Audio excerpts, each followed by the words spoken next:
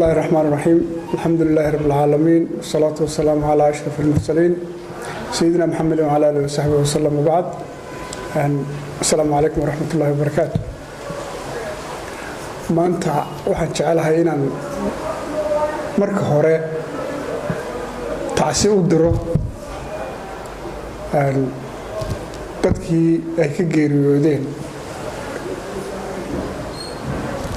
xubnihii ku dhintay dagaalka dadka walaalaha ee wada dhashay ku dhaxmaray deegaanka Aylaf weyn intoodii dhimatay waxaan leeyahay Allahu naxariisto intooda dhaawacana waxaan leeyahay Ilaahay shafshafo degdeg ah siiyo ayaan darro weeyaan runtii in dhibaatadu mar walba soo noqoto dadka waxa wanaagsan in aqligoodu shaqeeyo in dadnimadu shaqeyso in islaamnimadu shaqeyso in tulimada iyo wada dhalashada ay shaqeyso dad walaalaabatiin runtii de meel ku wada nool oo ehel ah oo inay abtigi iyo inay magaraysa waalidkiya Soomaaliduna sidii isu kala xigto kullee way isma taqaan laba walaal ah oo inay oo midba dhinac ka soo jeedo ayaa loo leeyahay kan ay xiga kiinanti dhashayna waa la dilayaa waa axmaqnimada ka mid walaalayaal waxaan idinka codsanaynaa oo Ilaahay dartii aan idinka codsanaynaa in dhibaatooyinka aad joojisaan in dhibaato idinku filan idinkuna waa soo marteen masaa'ibta asababteena wax badan oo ku rugmadayna way jiraan oo dadka muslimkeeda la leeyahay goor walba ciqaabteedii Ilaahay wiina soo mariyay abaar baa la soo mariyay imtixaana oo dhimashay keentay oo xoolihii naga madheen oo dadkii madheen oo rafaad badan deena galay welina weyn haysa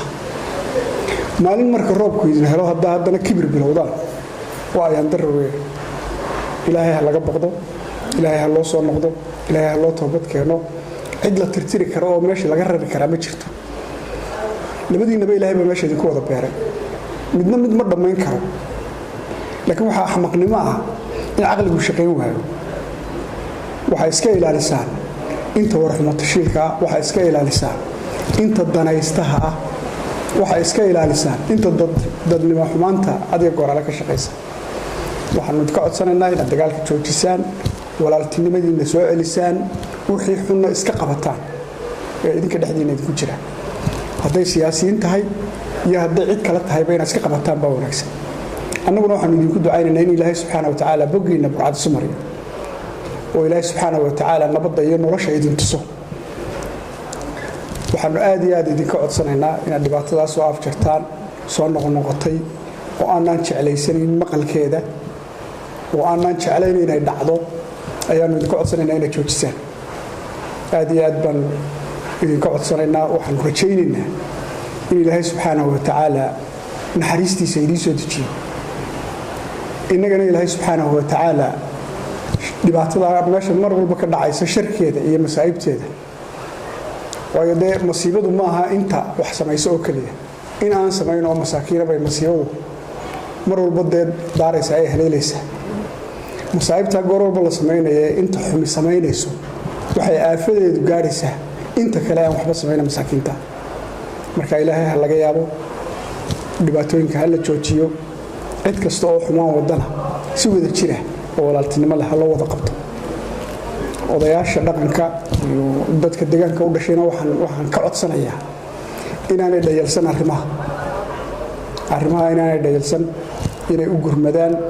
inay fadhiga ka kacaan inay dadka dhex galaan inta nabadda jecel iyo inta wanaagga jecel iyo inta magarasa qiimeynta ibn aadanka jecelna waxaan leeyahay iyaga laftigooda fadhiga ka kacaan aad iyo aad baa u mahadsantiin